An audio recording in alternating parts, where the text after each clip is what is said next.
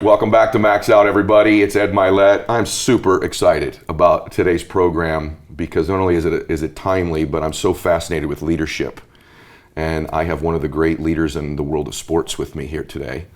And she's proven it recently as well. So the woman to my left, even though you're all listening to this on audio today, is Jill Ellis. And for those of you that have been living under a rock, Jill has coached the United States women's national soccer team for the last 5 years.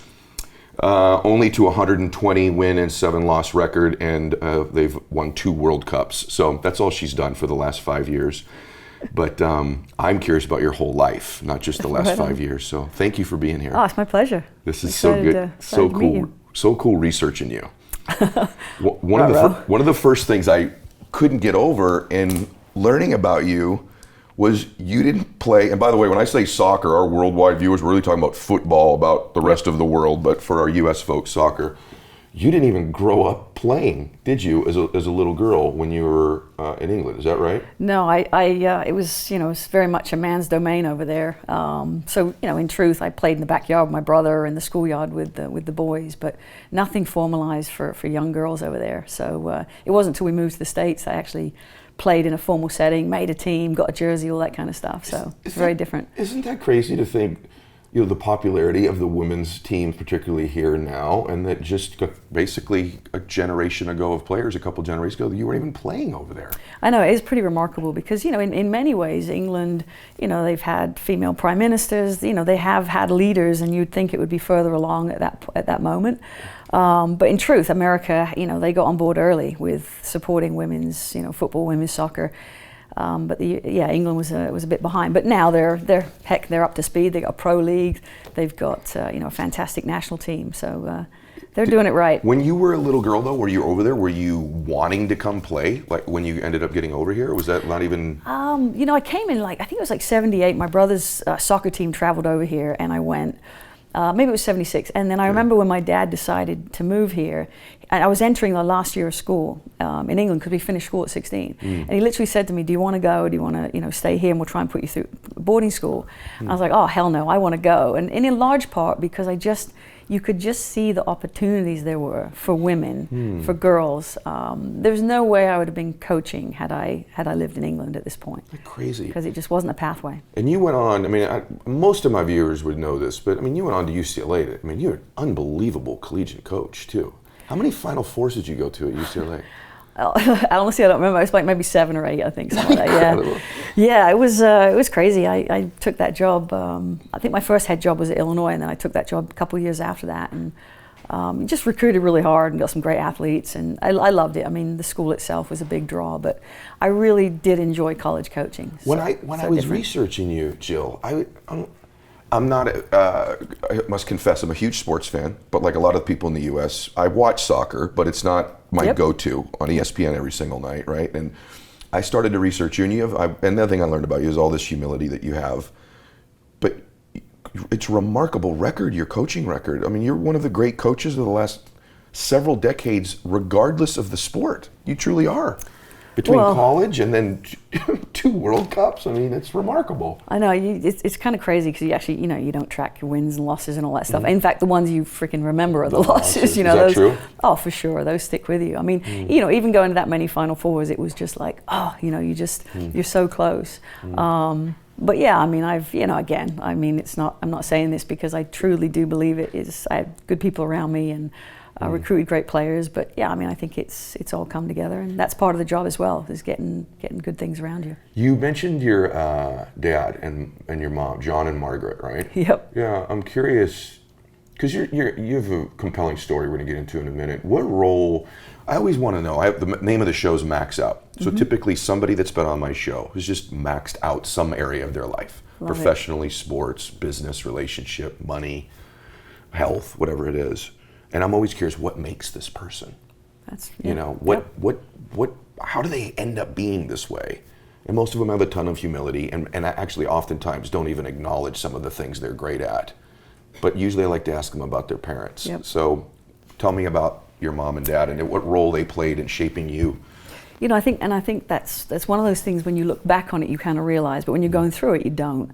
I think my dad is I mean, he's pretty remarkable in terms of just, you know, he moved, 40-something years old, moves to this country. So my dad has always taken risks. And I remember as a little girl, he used to say to me, if you're a good person and you've got ability, you can always take a risk. And so I've, you know, there's junctures in my life where I've probably gone to the point where it's not the safe route. So I think that's part of it. I think my mom is just, again, I think work ethic, you know, they'd put in 18-hour days. We were immigrants. My dad made 15 grand a year. My school was 5. You know, at times I didn't, you know, they did a lot. And again, at those moments you don't. So I think them as people, their core values, who they are, genuinely influence me. I think my dad he is one of the most optimistic guys I've ever met. I mean, I get a speeding ticket. He's like, "Oh, it's just someone telling you to slow down." I lose my wallet. And he goes, "Just imagine how happy you're going to be when you find it." You know, like stuff like that. So the guy is always an optimist. But they've been very, very supportive. And your face really changes when you talk about your dad. I'm sure both of them, but your whole face, your disposition changed when I asked you about them. So they've just been really a positive force in your life. They have, you know, and they dealt with hardship. My mom had stage 4 breast cancer, and that, you know, things that you just see your family go through, which a lot of people do. I'm truly blessed, you know, and I really didn't appreciate them as much as I should have when I was younger, and now I recognize the benefit. True for me too, by the way. True for most people listening to this, I think. So speaking of risks, though, you just made a decision that to some people might think is risky just in terms of your legacy, and that I said retired, but you kind of corrected me a little bit, but Tokyo's coming, so there could have been another huge notch on your resume potentially coming, but you just made the decision to step down as the head coach. So what led to that, and was that a difficult decision? You know, I think like when you approach a national team job, you kind of know it has a shelf life. You know, I think a lot of people, and we're very used to this in America, where coaches stay in jobs for, you know, 15, 20 years, and it's those jobs. National team jobs are slightly different. You know, as a genuine fan of the sport and someone who wants to see it, I think always having new perspective and eyes, I think, is important for the growth of not just the players, but actually the sport. But I think, you know, I actually decided in December that I said, you know, win or lose at this point, I'm ready to do a different challenge. Like my dad, you know, when I was at UCLA and I loved it there, and you know, I'd sit there and I'd be sort of saying, you know, oh, this and this. He goes, "You're ready for something different," you know, and it's not because it's negative. It's just because you've done it for a while, you've done it for so long, and now you want to sharpen another tool. You know, it's all about putting clubs in your bag, and I've done a lot of different things, and always centered around coaching, but I'm just ready for a different challenge. Did you feel like you were in any way losing the team in terms of them becoming coach deaf a little bit, or parent deaf, or anything like that? I mean, generally that happens. I mean, that's, you know, it's, you know, when you get a freshman in college, when they're freshmen, they're sitting, you know, front of the room, and then by the time they're senior, I think that's natural. I think, you know, when players get, you know, certainly comfortable with a person, I think that can happen. But I think, you know, we tried to keep it as fresh as we could, and I honestly think that this group of players always wanted to be challenged, and so I think, you know, even in our trainings we would make sure there was elements that would continually challenge them. But yeah, I mean, I think just, you know, on a personal level, it's a lot of days on the road, which I'm used to, but you know, when you've got a 14-year-old now and you want to, there's other elements, everything comes into play in your life. Because I read where Megan had said she wasn't surprised. I read that. Yeah, probably not. I mean, I think it's actually the longest tenured coach of the national team that's actually been there. Is it really? You know, it just kind of gives you an idea. Most coaches don't go through 2 World Cup cycles, and I really felt like at this moment I'd finished a cycle, and it was now time. I've been a part of 3 Olympics, 2 as an assistant, 1 as a head coach. Wow. So I've experienced that. So it was just ready to do something different. By the way, congratulations. Thank you. I don't think I said that in the beginning, but congratulations. Let me ask you about a couple things on that. You talk about coaching, so let's just hit some things that I've been reading about and I'm interested in. One of the things that came up with the attention the team got was equal pay. Yep. And so I'm going to ask you some awkward things about this too, because I'd really love to understand this. One of the things I first uncovered was the lack of equality in your pay personally compared to the men's coach. Yep. Is there a justification for that can be made because their viewership is, I don't even know this, is their viewership bigger? What are your thoughts about that? I mean, the difference in your pay and his, from what I read, wasn't just a little bit. No. And you've actually won twice. Yep. So what are your thoughts and feelings about that? I think it's, it's the players have a natural platform because they're public figures, and I think as a coach, certainly you work for an organization, but I think I've said many times, I think I was just talking at this She Believes Summit, and somebody asked me about that, and I kind of pivot to, I've got a daughter, and if she's doing the same job with the same experience, the same qualifications as a male, she should get paid the same. Right. And so, I firmly believe that. I think it's, in truth, I think the pressure in this job, there's no margin for error. I mean, you lose a game and people want your head because it's been so successful. And the expectation is you win a silver medal, most countries celebrate that. Here, it's like, it ain't good enough. So I think it's, in terms of the pressures of the job, the responsibility of the job, they are identical. I work college soccer, and I know the football coach makes, 10 times, 100 times what you make. And, there's justification, I think, for at times, just the amount of revenue that they generate, et cetera, et cetera. I think this, this group and this team, and when I look at the number of fans we draw, I think it is something that needs to be balanced. What do you do about it? I mean, honestly, so we all kind of acknowledge that, because you are right. Even if there was a revenue difference, at least as a novice fan, every time there's a cycle like this, it feels like to me the women's team's more popular and gets more attention than even the men's team. But there ought to be something equitable done about it, particularly with the leadership. What would the next steps be? I mean, I think there was two things that I personally, one, it was closed conversations. You get your agent in there and you get them and you sit down and you say, hey, listen, let's talk about this. And and actually it's not, it's not just the head coach. If you look at the salaries within the male female teams, so you're advocating for everybody.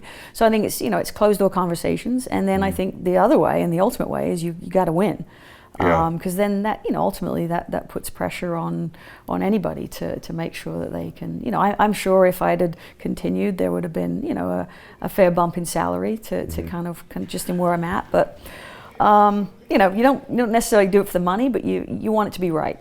Sure, you want it to be equitable, no question about it. So I'm going to move all to kind of coaching topics. There's 23 women on the roster, correct? Yep.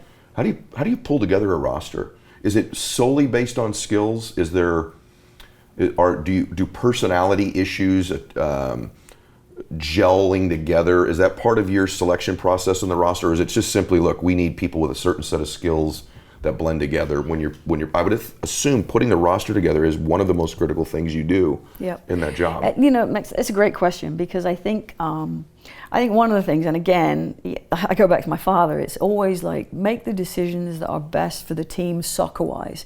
So people would ask me, like the World Cup it's not a roster to invest for someone down the line.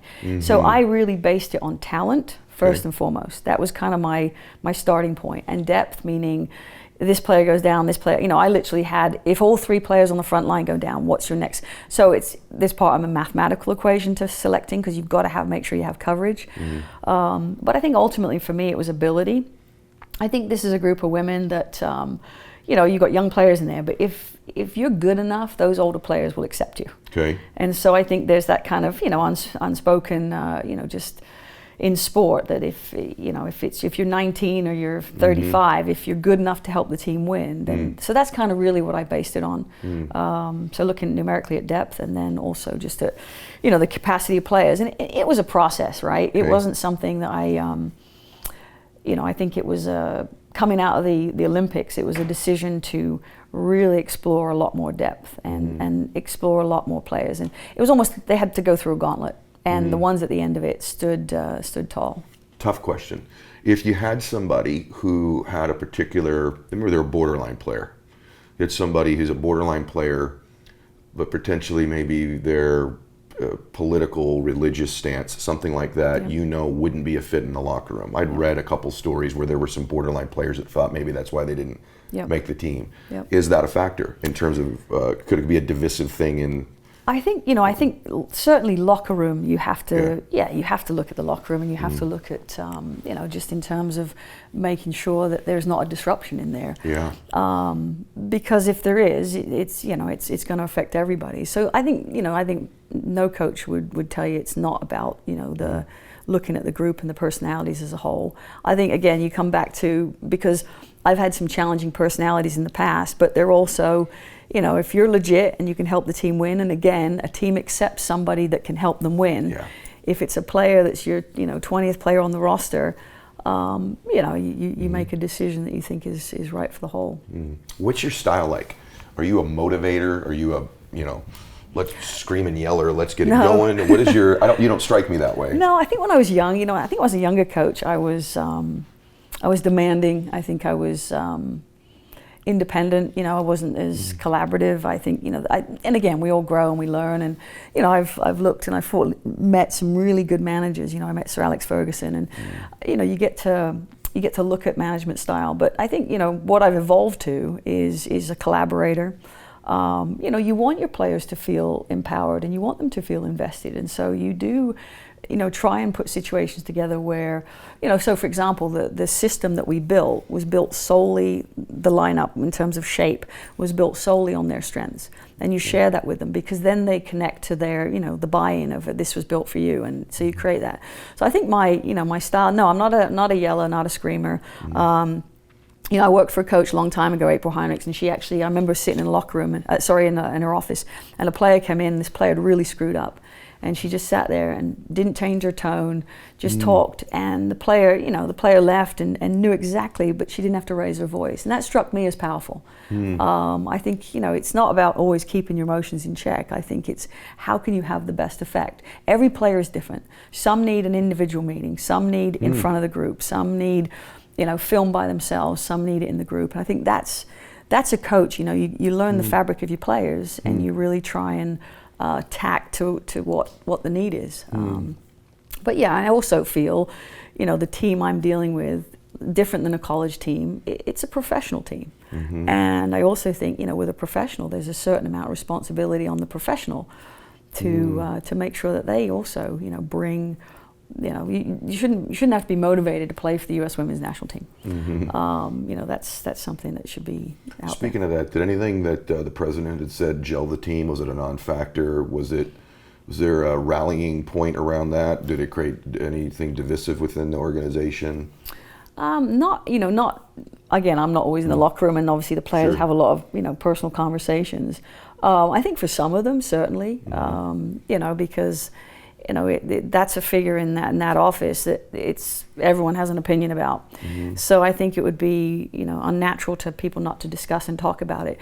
Was it something that was brought up in a meeting? And no, I mean, because you would think so, wouldn't you, on the outside? If you totally. You're in that bubble, I guess, when you're playing, where you're really focused on game planning and getting ready. But if you were a third party watching, you think, man, they're talking about this a lot. Yeah, and that's the crazy thing, because when you go into a World Cup, I think, listen, if this was in January or February. Yeah, there's less myopic focus on what the task is at hand. But when you go into that, it's all hands on deck. It's keep your head down. It's the task. It's the mission. Blah blah blah. So I think that the players. I think that's the beauty. I mean, I was just talking to someone else today. I think athletes.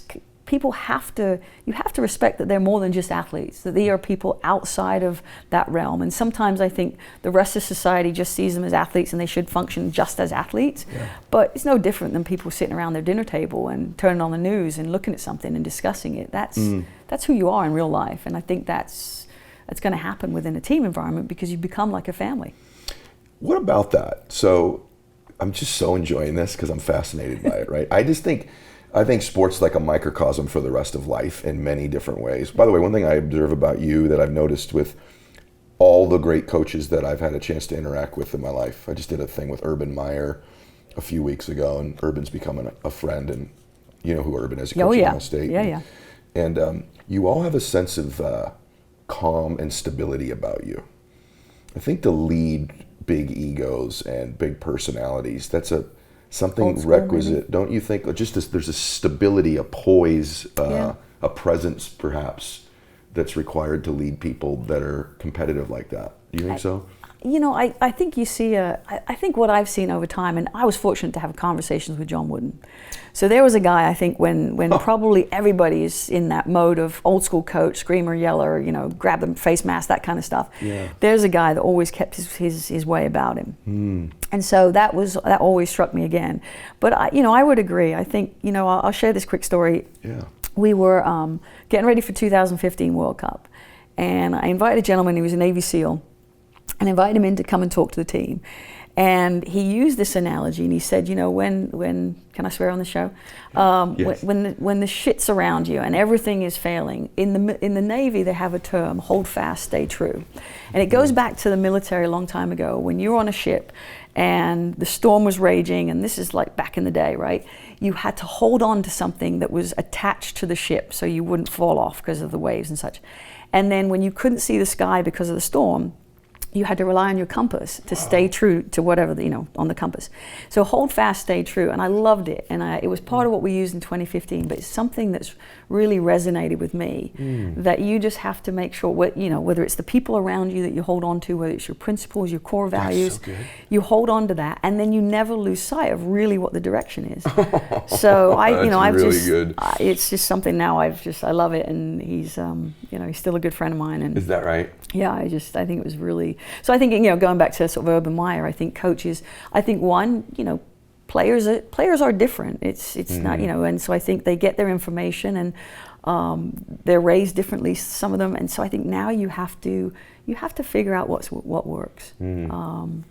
I think your team and you are such a study for like and I don't mean to be over the top with this, but I don't like when people say, well, sports and politics should be completely separate, as if what you said earlier, like these athletes aren't also human beings with opinions and lives and families and the dynamics that go with that. And you watch it's almost like a video game, I think, when people watch it on television. They don't realize that perhaps one player had an argument with their spouse that day. Right? There's all these things that the stability of the coach, I think, provides. But one thing I wanted to go into a little bit, because I think sports have been a catalyst for progress in the world. We can go all the way back to Jackie Robinson and Muhammad Ali and Jim Brown and Billie Jean King, and you go through time. This is an interesting time where I'm fascinated, because on your team you have a collection. I'm sure there are people that have different political views.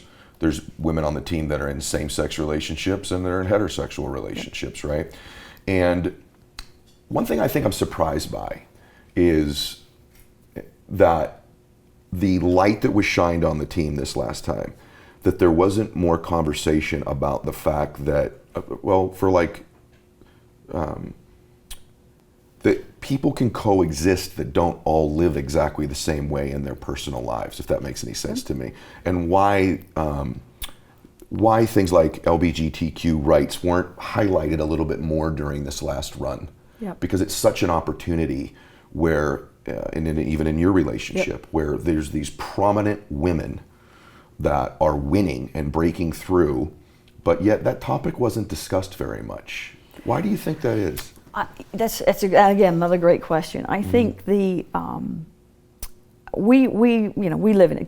The gay women on the team, you live in it, and so you don't really feel like at times you have to put it out there, because it's you and it's who you are. Right, I'm sure. Be yet the people outside don't necessarily want to shine a light on it. So you've almost got these two positions where, like, I feel like at times we probably have to be more active in getting it out there. But when you live something, it's like, you don't go around espousing how great, working out is, right? You just do it. So it's part of you. And so I think when you're actually living it, you don't necessarily think it's not the norm, and then suddenly you get out of that bubble, or you get out into a different, and you're like, oh crap, it's different. And so then you either have to get it out there and be an advocate for it, or talk openly about it. But I also think, the flip of that is not a lot of people want to report it.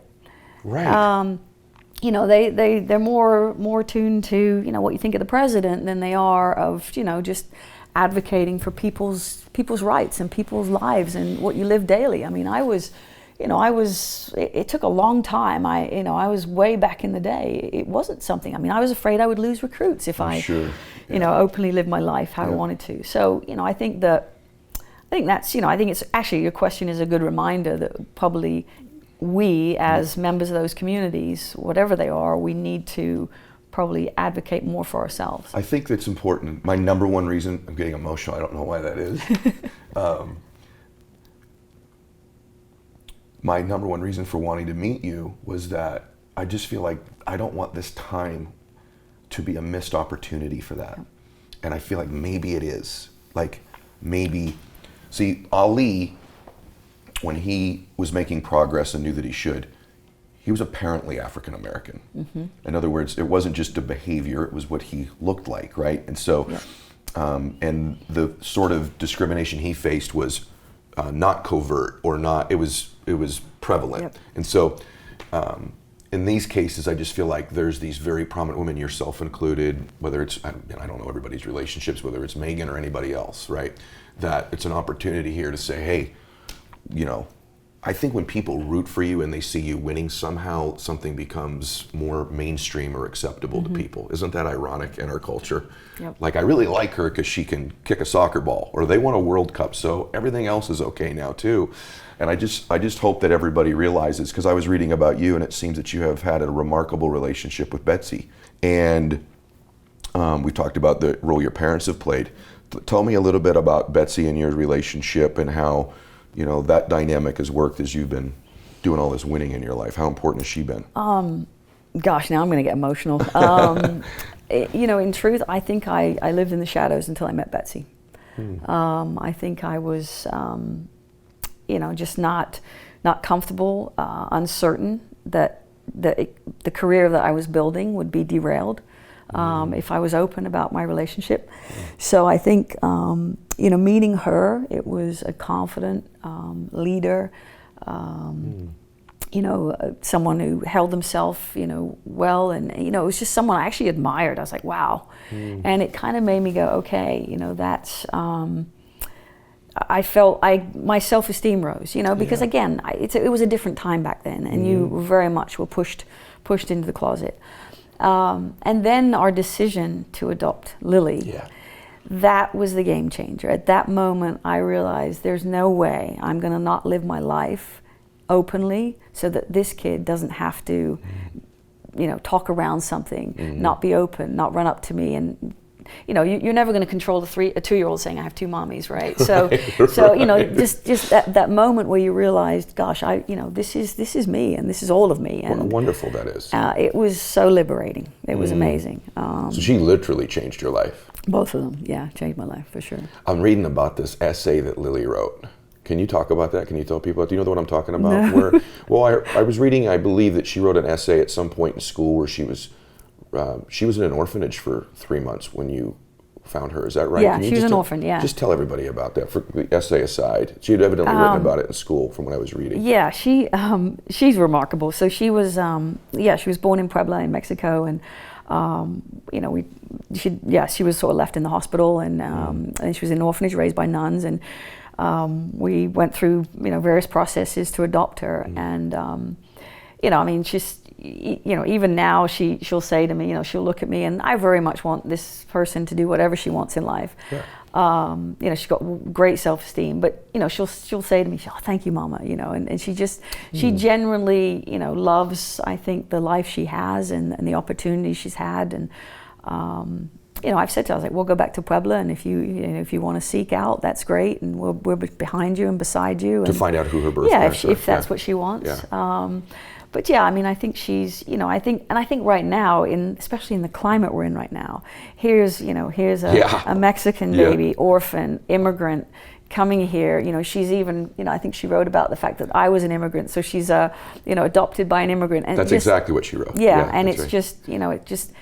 And when you kind of look at the story and the fact that people can contribute to this society regardless of whether they were born here or not, that's, that I think is pretty special. I do too. I just think you're special. It's like, I'm reading about these extraordinary people. I love to open up their lives because I think, first off, there's a whole bunch of women right now, or men listening to this, and some of the things you've shared will give them confidence. In some sense, you're kind of a little bit of a Betsy in their life, right? And that's what sports is about. That's what leadership's about. And that's the stuff that when you watch this stuff on TV and you see these people achieving these things, they are humans. They do have real lives. They do struggle with confidence or their life or their relationships and the dynamics that go along with living, and they're just like you. That's the point that I want to make to people. Yep. And go ahead, you were going to say something. No, I think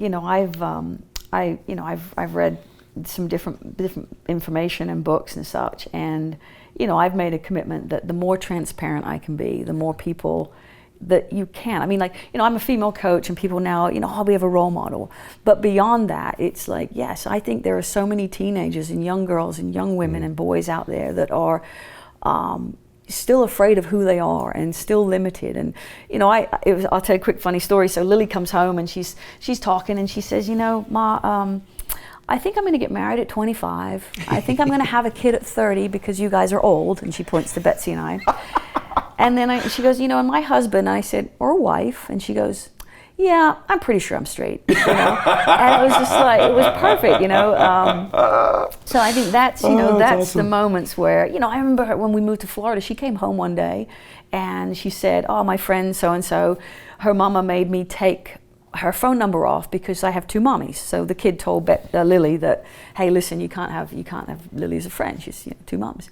And I said, well, what did you do about that, Lil? And she goes, I'm just going to help her understand that two mommies is good and it's fine. I'm just going to help that person. I'm not going to be mean to her. That's and I'm beautiful. like, that's the gift you want to give, and that's what you want to kind of promote. And that's what I don't know. You may think I'm corny, but I just feel like the more you talk about these things, the more people get to put human faces on issues like this, the more that's what begins to happen. Because the world's so divided right now, and I think it's actually nowhere near as divided once we're together and we understand each other as we think we are. I think we all love each other a great deal. I think we all accept each other. And the more we're in each other's presence and company and discuss things, and there's understanding, people are actually good at their core.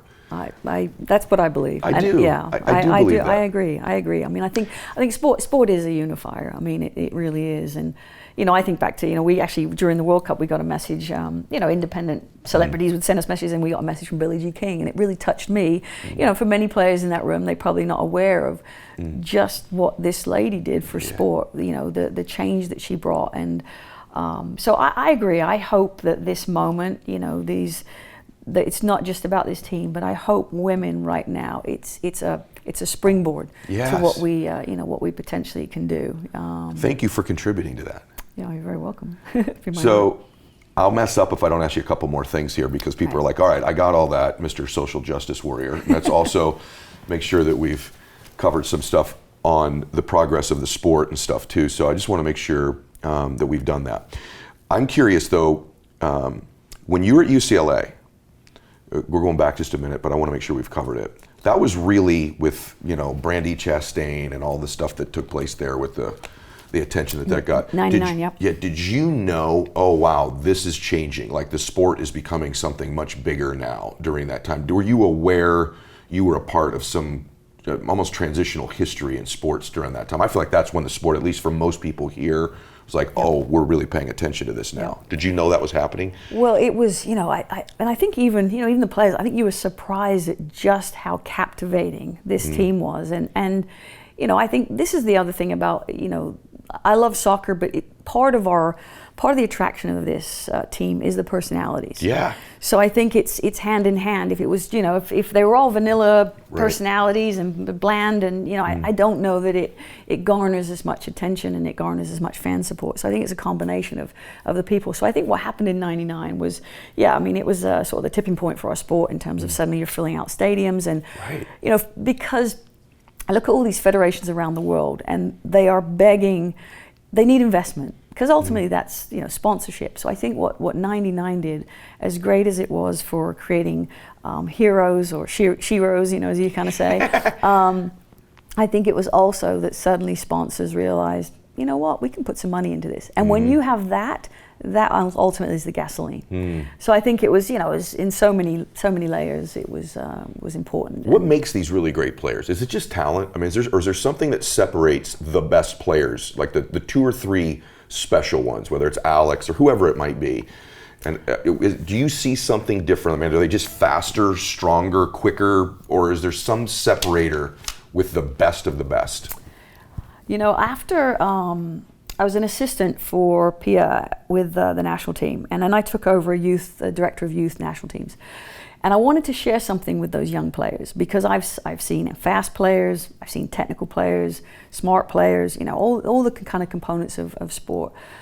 And so I actually emailed Abby Wambach, Carly Lloyd, some of the bigger players, Lindsay Tarpley, and I said at the time, give me the 3 things that got you to where you were that weren't related to your sport. So like Abby Wambach's the best freaking header in the world, right? Okay. All 5 of the women I reached out to had one common thing in there, and it was self-belief / confidence. And so, you know, it seems like the cliche, but if, you know, I mean, that is, you can have all the talent in the world, but if you can't put that out there and you can't believe in it, you don't have that fire in your belly kind of thing, it's not going to happen. I've seen many, many technical players, you know, that don't make it to the national team, or they're kind of come in and they don't succeed, because I think there has to be at some point an acknowledgement that, you know, ultimately we're all alone, right? Ultimately you're on the pitch in your moment. You've got your teammates around you, but you have to have the faith in yourself that you can do it. So I think self-belief is probably something that in those truly true great players, the players that elevate above the rest, I think that they have that in them. You know, I say this, you know what a penalty kick is? Sure. It's a shootout at the end of a game. And when you think about who your penalty kick takers are, and everyone sort of leans to the player with the most confidence, in my head, I think about who can live with the miss. Whoa, that's good. So, because you have to be able to live with that. And to live with it, you've got to have that, because ultimately it's those negative moments that really define your character or your inner fortitude or whatever it is, and it's who can live with the miss. That's so good. So yeah, that was that's so good. Oh, I love that. What's it feel like to win a World Cup? Like, take us in that for a second. like you just won the World Cup. What goes on in your body? Is it relief? Like, whew, is it, or is it just joy, or like, what is it really like? Because I've asked other athletes this, and even in my own life, things I've won, I think it surprises people sometimes what your actual real reaction is when it happens. What was yours? Was it different the first and second time, and what's it like? Yeah, I actually do think it was. I think the first time it was probably just a massive release of, holy shit, we did it. You know, like it was, you know, because it was, you know, I think this time we had a lot more time to plan and prepare. So you had a lot more things sort of in your back pocket. I think that one, it was like you kind of pulled it off, and it was that kind of surprise and exhilaration of that moment. You know, and to be fair, like, because this is how I'm wired, literally the next morning after winning the World Cup in 2015, I'm sitting there with a pen and paper looking at my roster spots for the Olympics. The next morning. Yeah.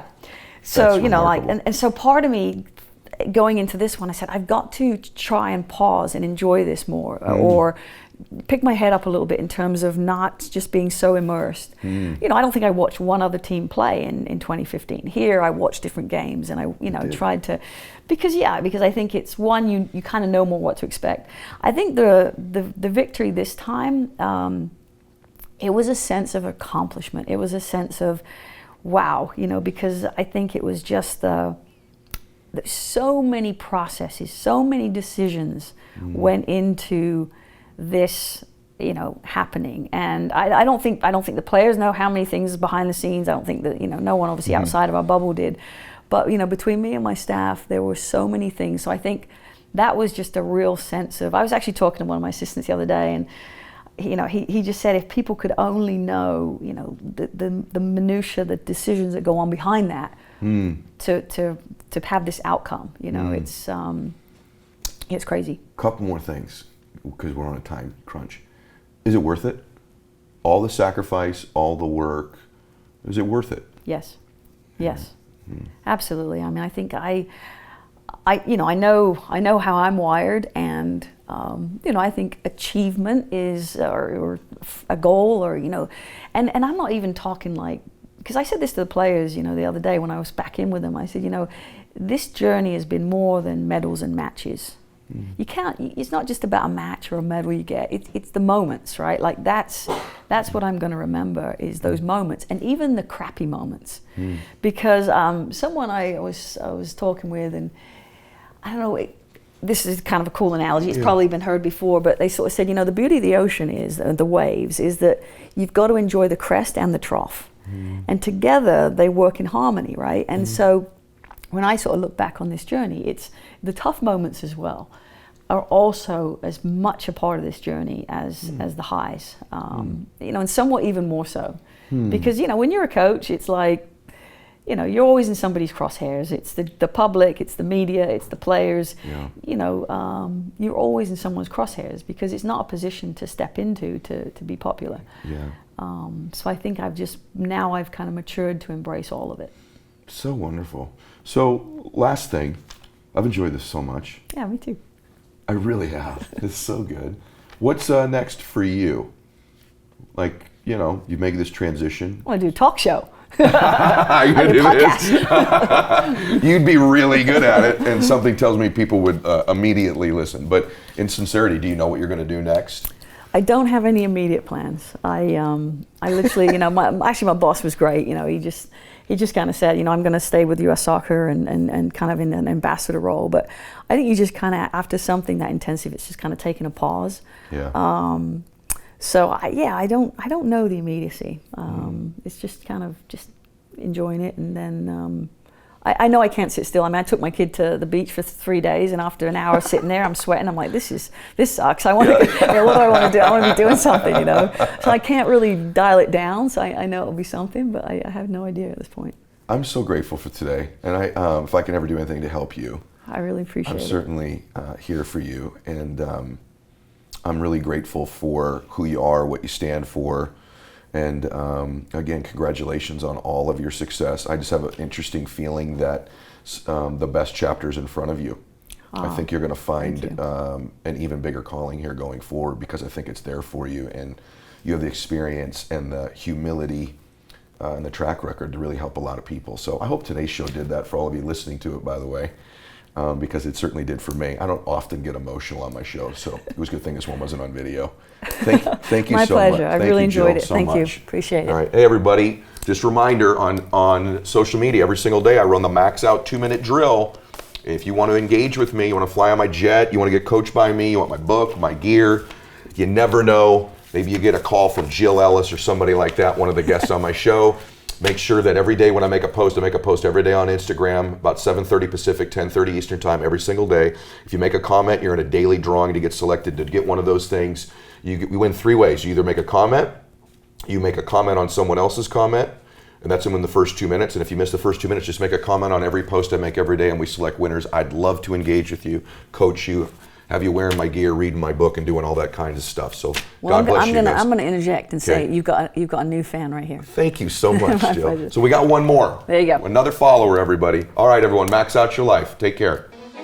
Hey guys, thanks for sticking around. If you'd like more, click the videos right here. They're exactly what you need to see next. And if you're new here, hit subscribe and become a part of the Max Out community. And tell me what you think about the videos in the comments below. I read all of them every week, and I select winners that get all kinds of prizes, gear, coaching calls with me. Make a comment.